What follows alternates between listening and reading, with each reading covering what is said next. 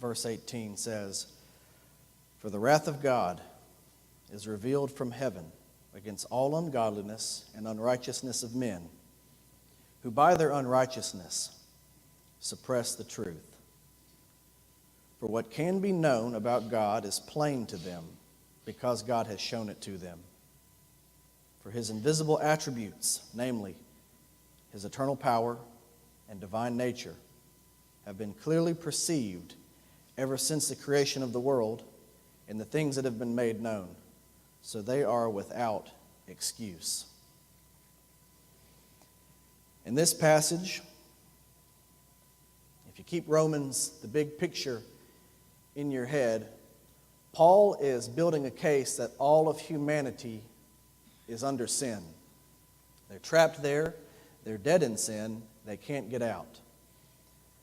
So Romans chapter 1 talks to these people, all people, you and me outside of Christ, all people ever born, and says, we see enough of God in the natural world to get one thing: no excuse. We know our guilt, we know that there is a God, and we have no excuse. So today, we're going to look at this verse. We're going to launch out from this verse and talk about 4 different ways we know from the universe, from the study of the physical universe, that God exists.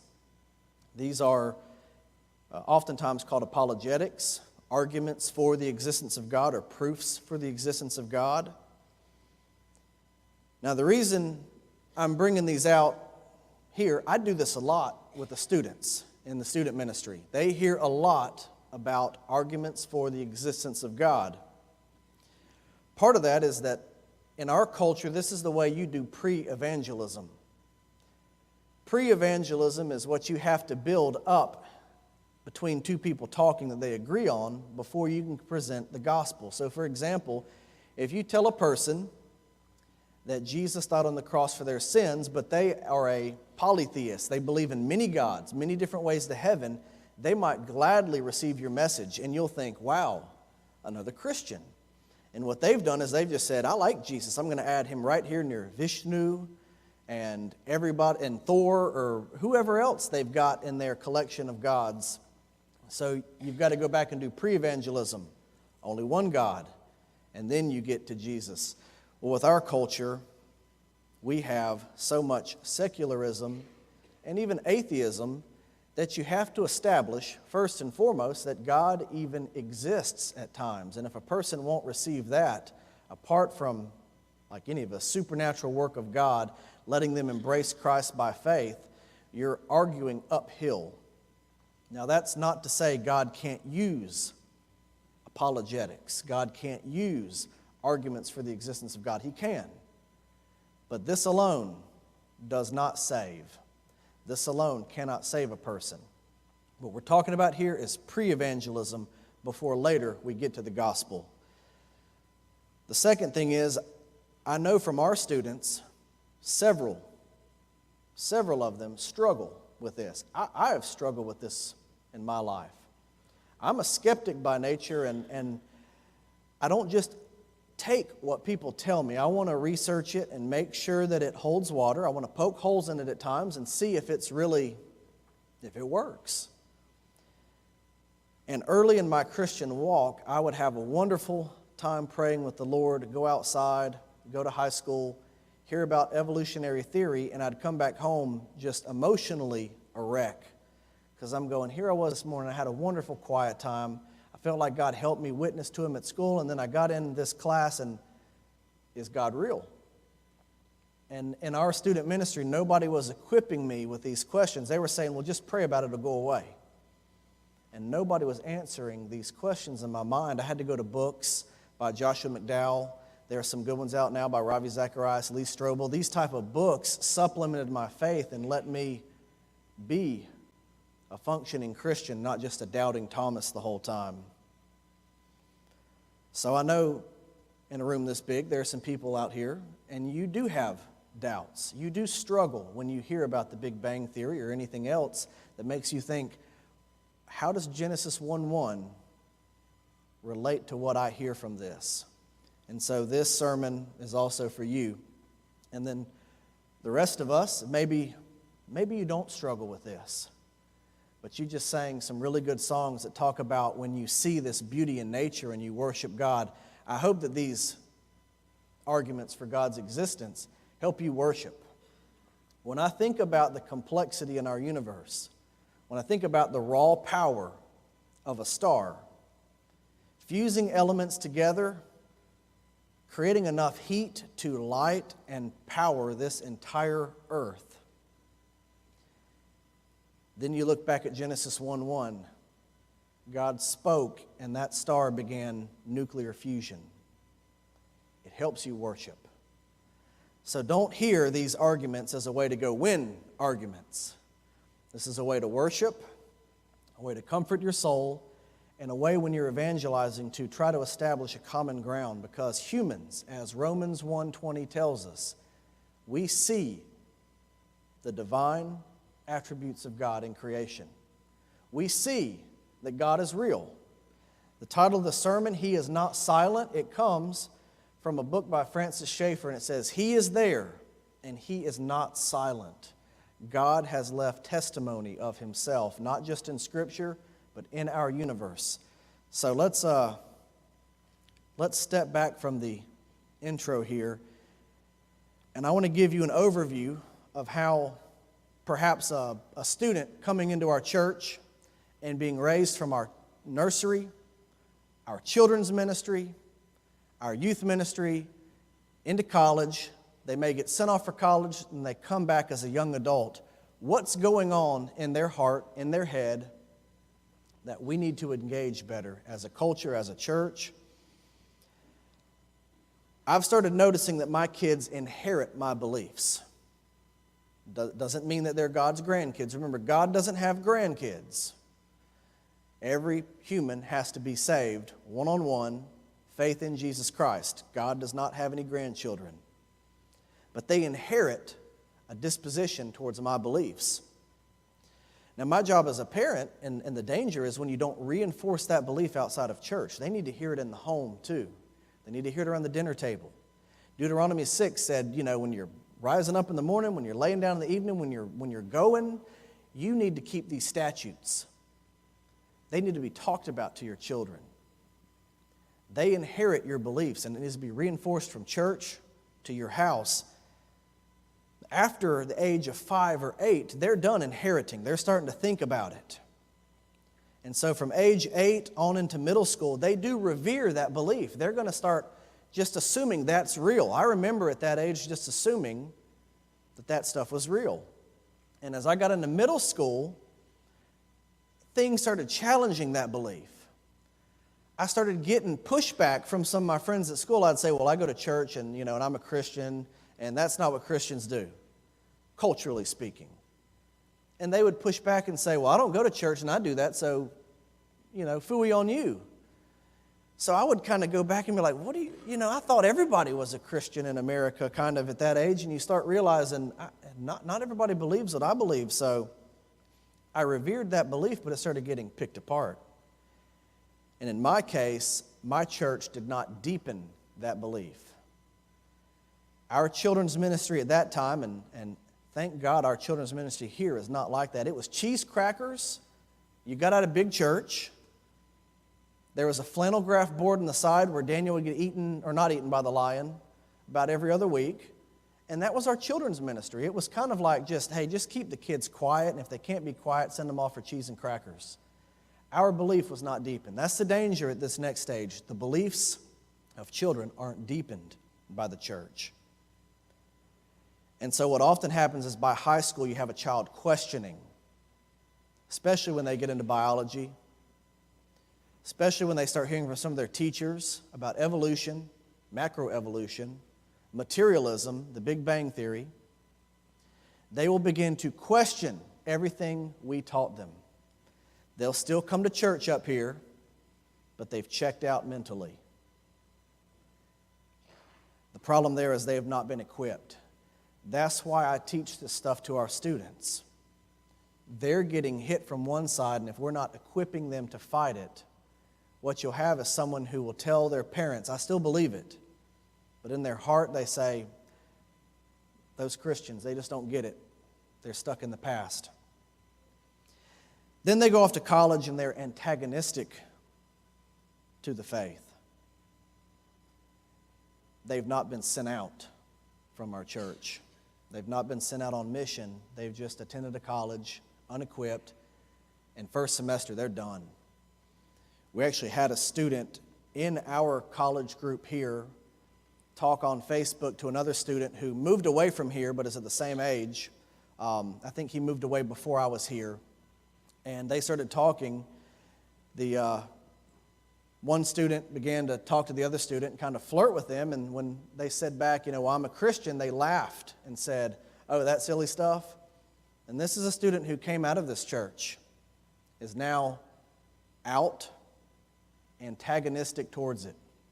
I think they were here 4 or 5 years ago. It does not take long for students to jettison their faith if they have not been equipped and deepened in their faith. And so what ends up happening is even if a student survives as a Christian in college, they end up a very apathetic adult because they are not rooted in these things. And so you have this progression from childhood to adulthood.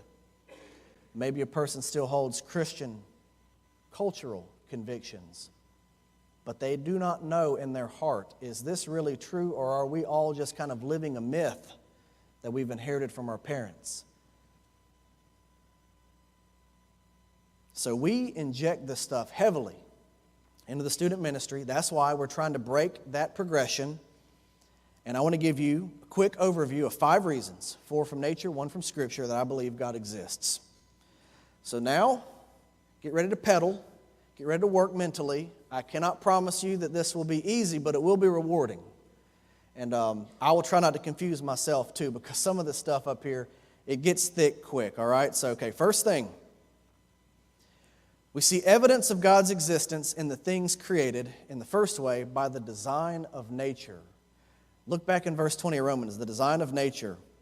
Romans 20 said, His invisible attributes have been clearly perceived. How do humans perceive God's invisible attributes? Well, the Bible says we see it in nature.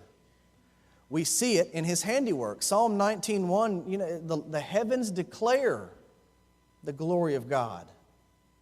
It does not take a rocket scientist to look at the heavens and see that those big orbiting, burning, nuclear fusion stars. I mean, you just think about the massive amounts of energy that just dot the night sky. Those were put up there by some very powerful forces, weren't they? Let's talk for a minute about power. My kids are really into planets right now. They think learning about the planets is the most fun thing. They name all the planets off, all the dwarf planets. They know more than I still thought Pluto was a planet. Well, I'm like, when did that happen? I remember hearing about it. Pluto's not a planet anymore. They're like, no, Dad, it's a dwarf planet, along with Haumea, Makemake, and Ceres. And I'm just going, there are other dwarf planets? They know all this stuff. I'm lagging behind. But you look at nature, the stars, animal life. There's a design, and there's a harmony. There's a reason that atomic particles, the forces in them, don't repel each other and fall apart, and don't attract each other too much and then collapse. There's a constant. And then you get into something bigger like our solar system. I heard this one time that if the Earth's axis was about 2 degrees more either way, it would either freeze or the oceans would boil away. There is design and harmony in nature, and you look at this and you just get amazed. There are spiders that can trap oxygen in a web against their body, go underwater and breathe for hours. Never swim in a creek again. Never swim again in a creek unless you're 100% sure those spiders are not lurking under the water. But there's handiwork. That spider learned that from somewhere, and it wasn't reading Ranger Rick. You go, where did the spider learn how to do that? Then you've got these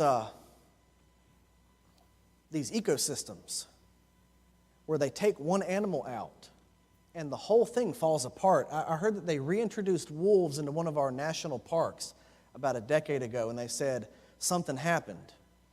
The rivers stopped eroding the shore, and they're like, why did this happen? The scientists said, well, other species started using the water again. Instead of just going out into like standing pools in the woods and drinking, they had to go to the river because it's open. The wolves don't eat them there, but in the woods, the wolves will eat them. And so it was healthy for the river. Like an inanimate object like a river gets healthier when certain species show up in the ecosystem. There were population controls that wolves put in where predators and prey all stabilized, and it was healthy for everything. And they said, we never knew nature was so complex. And I'm just going, Psalm 19. I mean, this is worshipful stuff if you read this as a Christian. There's a design and there's a harmony in nature. Some would say, well, that's just evolution. Evolution does that. I always love when people say evolution. I joke with the youth, and the thing is, people always say, well, science explains that. And you're like, hold on. Science doesn't talk. Science says zero. Do you know what science explains? Nothing. Humans explain things. They use science as a tool. Science is very useful, very good. It does not speak, though. There is no science outside of the human brain researching it, collating it, and presenting it. Science is a human act on the universe. It doesn't exist, and it doesn't speak. You can't just say science does it. People say nature does it. All you've done is you've kicked the can down the road. You've made nature as big as God now. You kicked God out, and you said nature sits there now, but you've made it just as big as God. Evolution, science, nature does not explain the handiwork we see in the universe. God explains it. It's the only concept, being big enough to explain all of this stuff, physics down to biology. It's the only way you can explain order, design, and harmony. A lot of times when people say, well, it evolved that way, they're just saying, I don't really know why. But the word evolved works there. It takes me off the hook. God, His creativity is incredible. The diversity in species on this earth should show you, look at what He can think of in 6 little days. He is creative. He's designed it. It exists in harmony. This is proof for the existence of God. Some people say, well, that's not entirely true because there's evil, there's war, there's famine, there's drug addiction, there's all this stuff out there and it's horrible. And if God designed it, why all this bad stuff? Well, we know the answer as Christians. The creation has fallen into sin. My wife told me a story, this goes around in China, because a lot of people will say, well, if God's real, why is there evil? There was a barber who was not a believer, and he had a son who, like some teenagers go through that phase where it's cool not to cut, the haircut is not to cut your hair. He wanted to be in a rock band. He had this cool, messy haircut. And he would sit in his dad's barber shop and just kind of relax all day and write music. So a Christian came in to get his haircut, and he's telling the barber about the gospel. And the barber says, I don't believe that, because if there was a God, why all this evil? Why starvation, suffering, war? And he said, well, let me ask you a question. The Christian says to the barber, let me ask you a question. You don't believe in God because of that? He said, yeah, I don't believe in God because there's all this evil. You tell me where God is. So the Christian points over at the man's son and he goes, listen, I've been coming here a lot. I've enjoyed getting to know your family. I know your son. But you tell me if a barber exists looking at that boy's hair. He said, where's the barber? And the barber, in defense goes, I try to cut his hair. He won't let me. It's cool to be uncut. He likes it that way. And he looks back at him and says, you know what? I think you just explained the answer to your problem. We like it that way on earth. We like the wars. We like the famines. Sin makes you like that type of self-destructive, crazy stuff. That's not God's fault. In fact, we know it shouldn't be that way. And that's another proof that God exists. That's not a hindrance to belief in God. That encourages me to believe in God and help in that stuff. Well, second, we see it in nature. We see it in the design and the harmony. There's a second part of nature we can look at, And that's just the issue of cause and effect. I'm trying to teach my boys cause and effect. The other day, one of the boys hit the other one, or threw a train at the other one, and of course the other one starts, holding his head, and Daddy, he threw it at me, and the other one goes, that train just moved that way. It just happened. I said, son, I was born at night, it wasn't last night, but that's not true. What happened? Well, I threw it. Okay, now we're getting somewhere. Cause and effect. It works wonders to a story. We all know if we got home one night and there's like a golf ball rolling across your kitchen floor and no one has been home, you're not going to say, well, look at that, moving by itself.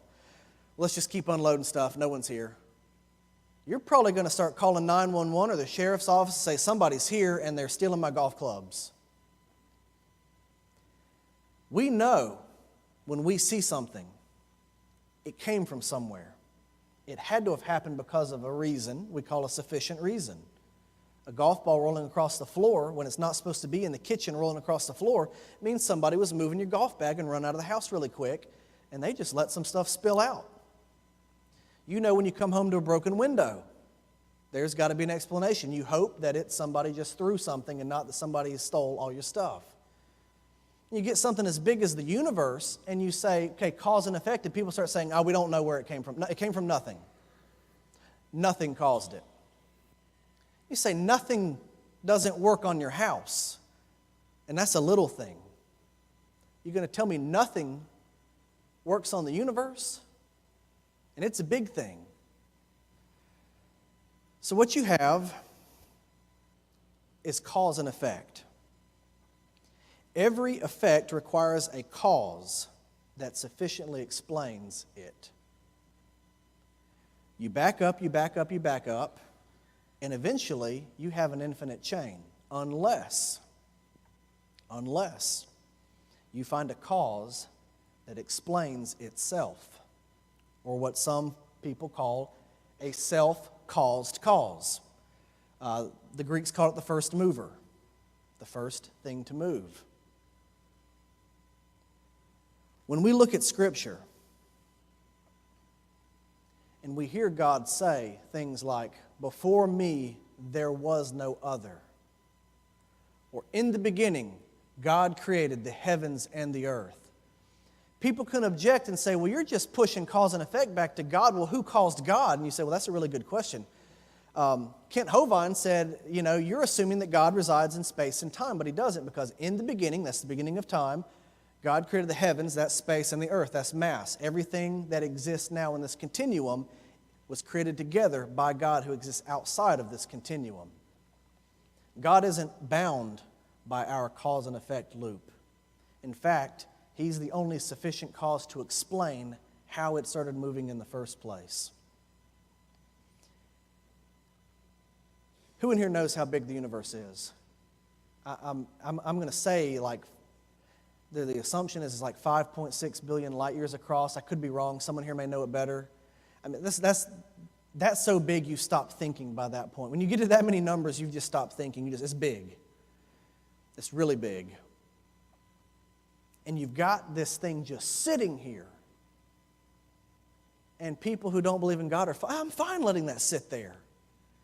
You go, you can't be fine letting something this big sit here. It deserves an explanation.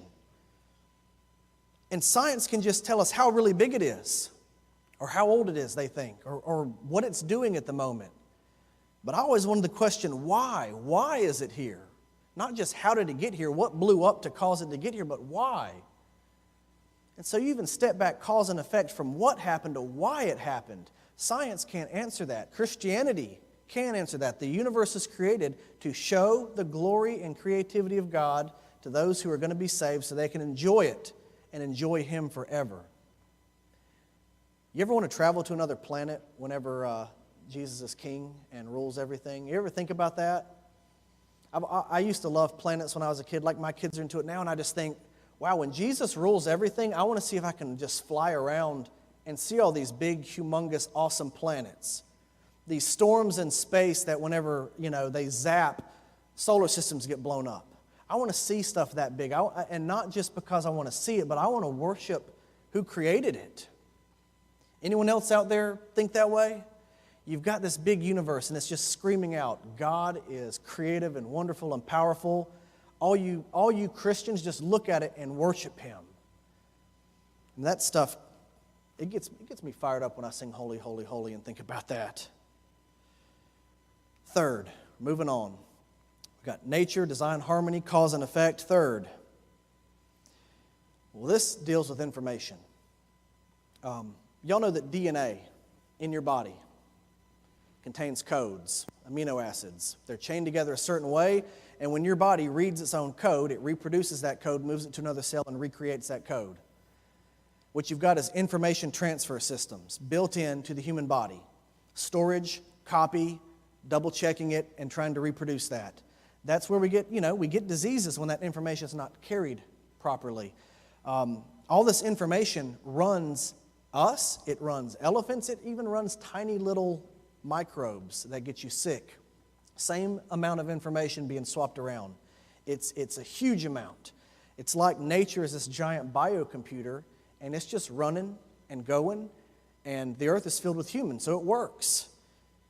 And you look at that and you say, well, how did that happen? Because you've got like terabytes of information in your fingernail. And, some people will say, well, it just happened by accident. It's like somebody played a game of Scrabble, and they put all the letters in a big jar, and they shook it. And then they open the jar, and they say, look, now if you were to pull out about, 100 letters, I'm sure some of them would make sense. And you say, no, but not enough to create life and to sustain it. And they'll say, well, you have to have a really big Scrabble container, like, 5.6 billion light years across. And you say, okay, really big container of Scrabble. And they say you have to shake it for a really long time, like 12 billion years. And say, okay, so shake it 12 billion years. And they say, then what happens is you'll notice parts will start to form words. And, when you got that big of a jar and that much time, you're bound to have some words. And that's kind of how life created in your cells, by accident, by Scrabble. The problem with that is, we all know this, whenever a kid throws down a word in Scrabble, and they say, that's a word. You say, no, it's not. They say, yes, it is. You say, let me get the dictionary. To make Scrabble work, you have to have information outside of the closed system that makes sure it's proper. So when you have information all over the world, in human cells and animal cells, and you say, well, this all means something, and it's being put together, you still only get meaning when you step outside the system and find it and inject the meaning in there. The mind, the human mind, is the only thing that has ever made meaning from all these amino acids coalescing and try to talk about it. How foolish of us to think, since we can picture it in our mind and study it, someone else didn't design it with their mind. The fact that there is complex information in the universe proves there is a divine, personal creator, a divine mind behind the universe. Without that reference point outside, this information, like our game of Scrabble illustration, would be meaningless. God wrote your code. When God spoke, when it says in the book of Colossians that Jesus holds the universe together, and in the book of Hebrews, He holds it together by the word of His power. Logos, word, information, and you've got that stuff written in your cells. The universe declares God's glory. That's third. Fourth and final. This one's going to be tough. On some days, I can't even make sense of this. This is written by some philosophers, but on some days, especially when I have a migraine, it makes sense. But there's a trick we're going to do in here with our brains, all right? Close your eyes. Most of the time when the pastor says every head bowed, every eye closed, we're about to pray. We're not yet. I want you to picture a triangle. You picturing a triangle? How many sides does a triangle have? How many angles? All right, now picture a four-sided triangle. Nope. You can't do it, can you? You can open your eyes now. Could you picture a four-sided triangle? If anyone in here could, I want to talk to you afterwards. You might have an award in physics if you can prove that or something. You can't do a three-sided triangle. The definition of a triangle and the identity of a triangle are too closely linked. Human language and human thought can't break that link. It's out there, it's real. Now close your eyes again. I want you to picture God, not as a person, but just the concept. Picture the biggest being you can imagine. Don't commit idolatry, but now picture something even bigger. Picture something so big that nothing else can be compared to it. When we sing holy, holy, holy, we can't even compare anything to God. He's so big. Think that He created the world, He created everything, He's bigger than everything. Now imagine that wonderful, awesome, huge being doesn't exist. You can't do it. Because if He stopped existing, He would no longer be the greatest thing you can imagine. Or you can open your eyes now. You can't imagine an infinitely great, non-existent God. Because the minute you say, well, what if He didn't exist? Then He's not great anymore. So you have to keep existence in the equation, like you have to keep three sides to a triangle. Here's the takeaway from this. Human thought. Your brains were designed to run off of God. Your brains were designed to assume that God exists. It's something the philosophers call foundationalism. It's a foundational belief. You don't have to have proof. You're loaded with firmware, like your phone comes with iOS on it, if it's an Apple. It's just preloaded. We are built in the image of God. We are built to worship God. You are built as a worshiper. Even if your voice is no good, you're supposed to worship. Even if you don't like to clap your hands, there's other ways to worship. You are built to run off of worshiping God, and when you try to break that, you can't even think the opposite of it. Some people will say, well, you're just playing word games with your brain with that triangle and God stuff. No, I'm not. You're assuming I'm playing word games. I'm just telling you, God loaded your brain, and you can't argue with what He put in there. You can't even imagine Him not existing and not being a wonderful, great, awesome being. You're stuck. We're stuck. We are His. He made us. We don't make Him. So that's 4 reasons. Number 1, you can't get away from it. Number 2, information. It needs a coder and a decoder. Number 3, cause and effect. Something has to explain how this all got here. And number 4, the beauty, the unity, the harmony, and the complexity in nature. Number 5, last, because of the gospel. You can believe in God and you can be lost.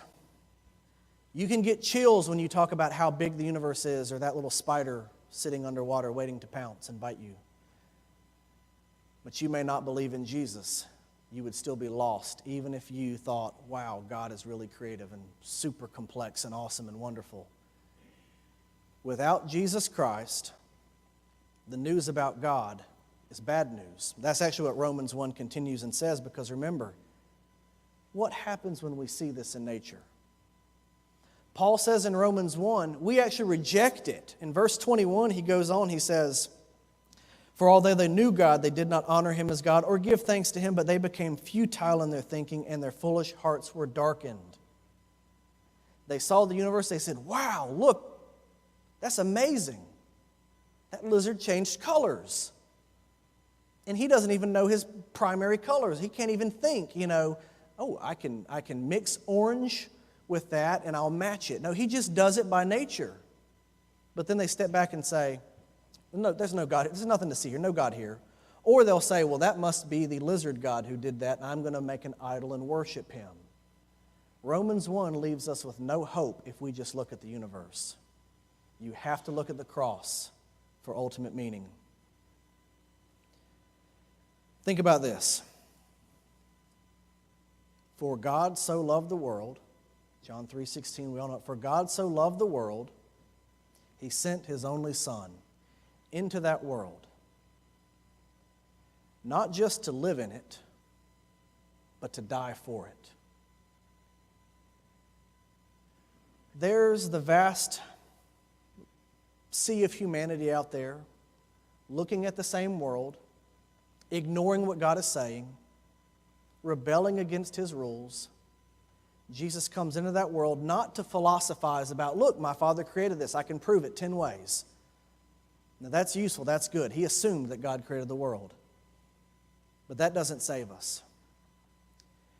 Everything I said, if you're telling this to a non-believer, if I'm saying this to you and you don't believe, is not to get you to be a Christian. That stuff is just to say, listen, let's assume there's a God. Now we get to the gospel.